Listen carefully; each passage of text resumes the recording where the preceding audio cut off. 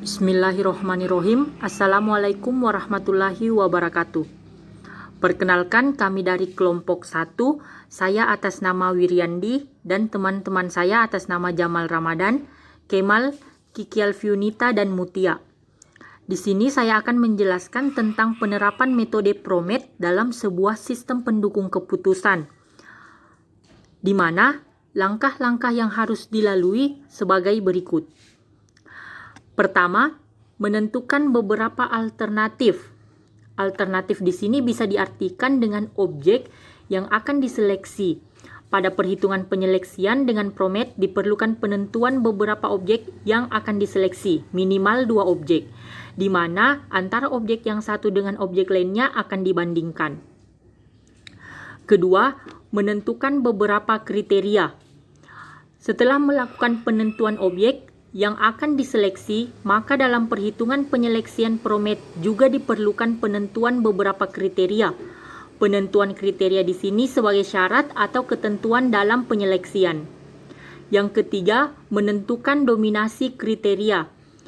Ketika menentukan kriteria, decision maker atau si pembuat sistem pendukung keputusan harus menentukan bobot atau dominasi kriteria dari kriteria lainnya. Setiap kriteria boleh memiliki nilai bobot yang sama atau berbeda. Jadi pada tahap ketiga ini kita akan menentukan berapa bobot kriteria di setiap alternatif. Yang keempat, menentukan tipe preferensi untuk setiap kriteria yang paling cocok didasarkan pada data dan pertimbangan dari decision maker. Tipe preferensi ini berjumlah 6. Yang pertama, unusual, kedua quasi, ketiga linear, keempat level, kelima linear quasi, dan yang terakhir Gaussian. Yang kelima, memberikan nilai threshold atau kecenderungan untuk setiap kriteria berdasarkan preferensi yang telah dipilih. Nilai kecenderungan tersebut adalah nilai indifference, preference, dan Gaussian. Dan yang terakhir, perhitungan entering flow, leaving flow, dan net flow.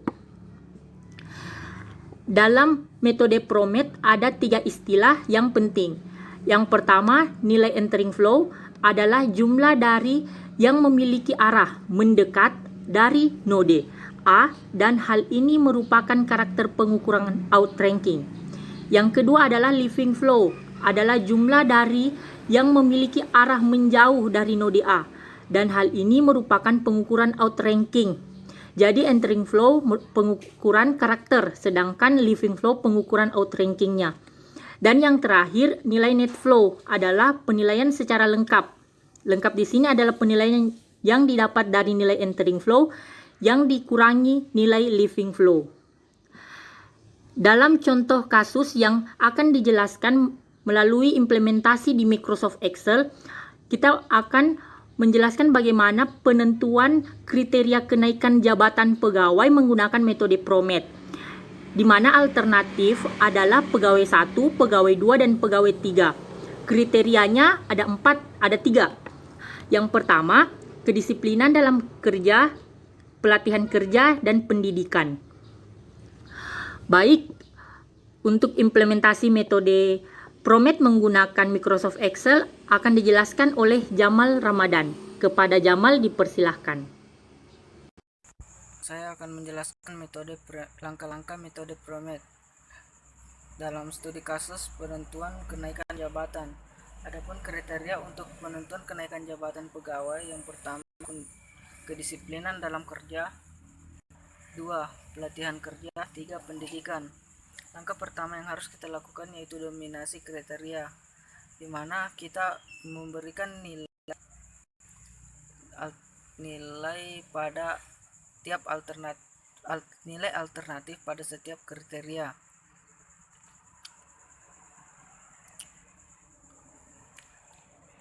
Seperti alternatif pegawai 1 diberi nilai kriteria A1 1 sama dengan 5, kriteria A2 4, dan seterusnya. Kemudian langkah kedua yaitu menghitung nilai preferensi. Cara menghitung nilai preferensi yaitu P1 dikurang P2, yaitu nilai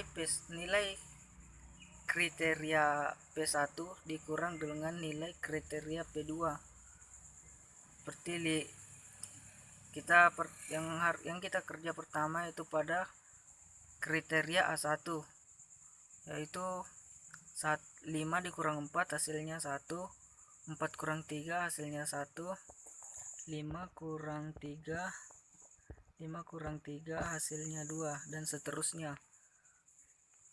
Kemudian langkah ketiga yaitu menghitung dekoferensi. Cara menghitung dekoferensi yaitu A1 ditambah A2 ditambah A3 dibagi 3. Di sini 1 ditambah 1 tambah 1 sama dengan 3, dibagi 3 maka hasilnya 1. Begitupun dengan selanjutnya sampai baris terakhir. Kemudian langkah 4 yaitu menghitung indeks preferensi multi kriteria. Di sini kita bukan menghitung, kita cuma memindahkan nilai dekoferensi ke tabel multi kriteria.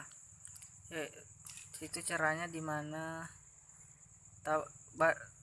nilai baris ke-1 dan 2 diletakkan pada P1, yaitu 1 nilai baris pertama dan nilai baris kedua.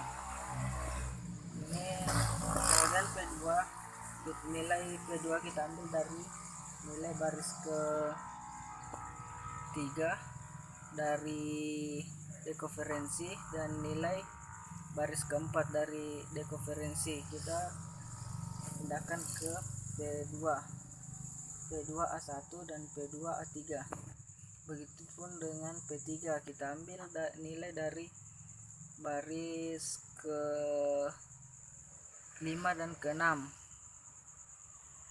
Kita berdiri di sini di A1 pada P3 dan A2 pada P3. Kemudian di sini hasil kita tambahkan dari atas, itu 0 tambah 0 sama dengan 0.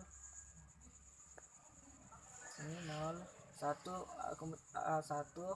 A2, 1 tambah 1 sama dengan 2, 0,3, 3 tambah 0 sama dengan 3. Kemudian langkah selanjutnya menentukan living low, entering low, net dan net flow.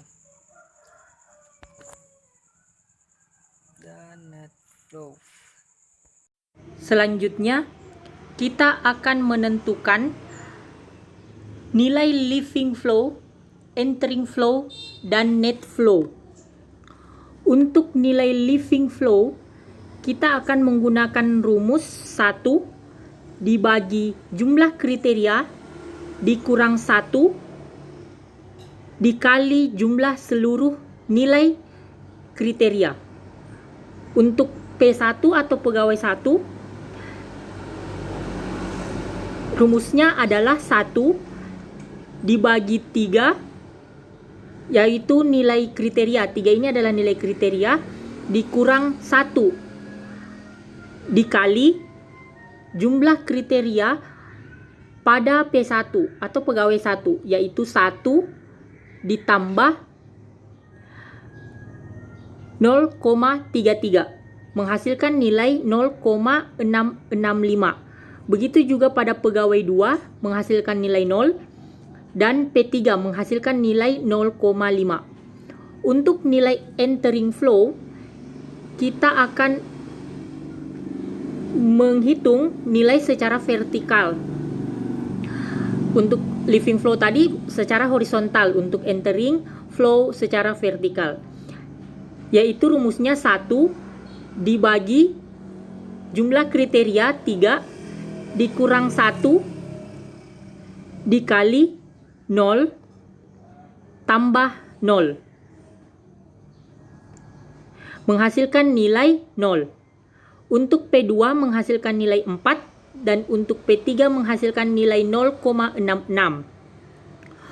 Untuk net flow, kita akan melakukan pengurangan antara living flow dan entering flow. Untuk pegawai 1, nilai living flow 0,665 dikurang 0 menghasilkan nilai 0,665. Lalu untuk pegawai 2, 0 dikurang 4 menghasilkan nilai minus 4. Dan untuk pegawai 3, 0,5 dikurang 0,66 menghasilkan nilai minus 0,16. Untuk perankingan, nilai dengan net flow tertinggi akan berada di urutan pertama atau nilai yang terpilih.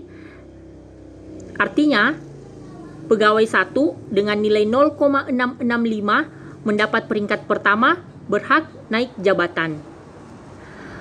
Demikian, semoga bermanfaat. Terima kasih. Wassalamualaikum warahmatullahi wabarakatuh.